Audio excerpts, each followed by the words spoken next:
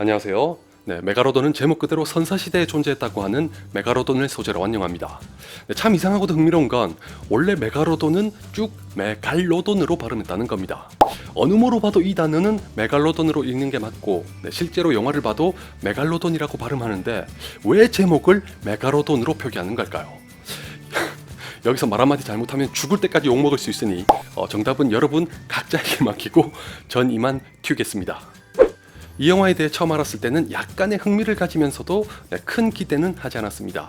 멸종된 줄 알았던 거대한 상어가 나타나 재난을 일으킨다는 설정은 뻔하다면 뻔하지만 그 자체만으로도 전해지는 공포와 호기심이란 게 있으니 흥미를 갖게 됐으나 주연이 제이슨 스타뎀이기 때문에 딱히 기대는 안 하게 되더라고요.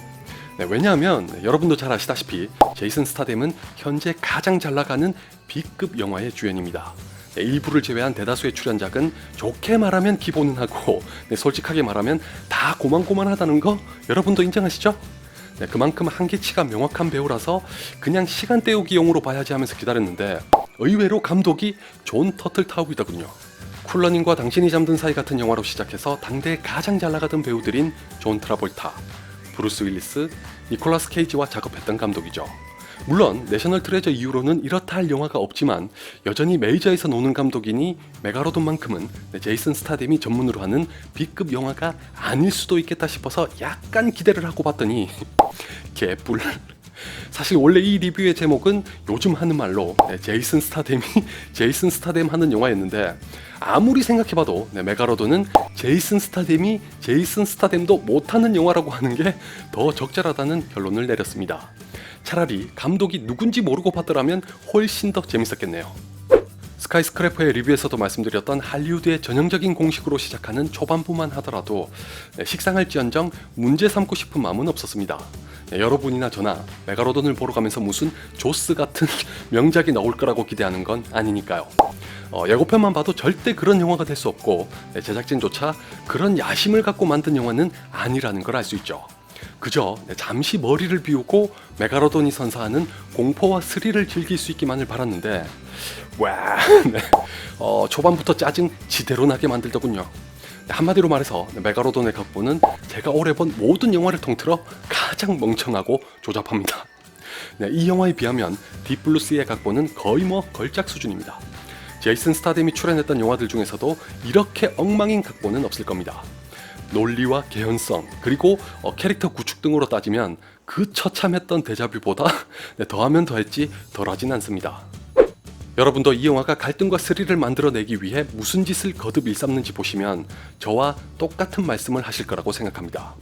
비유하자면 두 편의 신과 함께가 공통적으로 신파를 이끌어내는 데 필요한 비극을 만들기 위해 온갖 과잉을 일삼는 것과 마찬가지입니다. 메가로돈의 경우는 갈등을 위해 여러 캐릭터로 하여금 억지스럽고 짜증나는 짓을 하게 만들고 스릴을 위해 도무지 납득할 수 없는 멍청한 짓을 몇 번이고 스스럼 없이 하게 만듭니다. 아무리 그래도 그렇지 관객이 절로 의식하지 못하도록 어느 정도 수습은 가능하게 사건을 만들어야 하는데 이 영화에는 그런 게 없습니다. 스스로 세운 설정조차 무시하면서도 관객을 바보로 알고 아무 일 아니라는 듯이 넘어가는 대목이 한두 개가 아닙니다. 그 와중에 사랑도 하고 심파도 하고 할 건 다 합니다. 특히 갑자기 터지는 심파를 보면 심파는 우리나라만이 아니라 모든 동양인들이 공유하는 정서인가 보다 하는 생각마저 갖게 합니다. 참고로 이 영화에 중국의 자본이 참여한 건 아시죠? 그나마 다행이라면 데자뷰가 좋지 않은 각본을 연기와 연출 등이 더더욱 엉망으로 만들었던 것과는 달리 메가로돈의 경우는 굉장히 선방한다는 겁니다. 그리고 영화는 멍청할지언정 관객은 얼마든지 현명하게 행동할 수 있습니다. 어디까지나 제 의견이지만 여러분에게는 두 가지의 선택권이 있거든요. 하나는 보지 않는 거고 다른 하나는 이왕 볼 거라면 구태여 이것저것 신경 쓰거나 의식하지 말고 강제로라도 두뇌의 가동을 멈추시는 겁니다. 아마 그렇게 하시면 최소한 지루한 영화는 아닐 거라고 생각합니다. 전 중간쯤부터 아예 모든 걸 내려놓고 봤더니 수중에서 벌어지는 메가로돈과의 말도 안 되는 전투가 마치 스타워즈에서 데스스타를 놓고 펼쳐지는 반란군과 제국군의 공중전처럼 보였습니다. 물론 말이 그렇다는 거지 진짜 그렇다는 건 아니니까 행여라도 스타워즈의 팬이신 분들은 진정하세요. 네, 제가 잘못했습니다. 제가 죽일 놈입니다. 끝으로 또 이런 얘기가 나올까봐 노파심해서 말씀드리는 건데, 네, 이번만큼은 중국이 참여하면서 망가지는데 크게 일조한 건 틀림없습니다. 네, 영화 속에서 중국인 부녀가 연구실을 책임지고 거기에 투자한 재벌은 미국인인데 두 부류가 어떤 캐릭터로 그려지는지만 봐도 중국을 의식했다는 게 명백합니다. 앞에서 말씀드린 뜬금없는 신파도 그렇고요. 근데 예전에도 말씀드렸다시피 이건 중국만이 아니라 중국 시장에 깔린 돈을 먹기 위해서 기꺼이 결탁하고 있는 할리우드도 욕을 먹어야 합니다.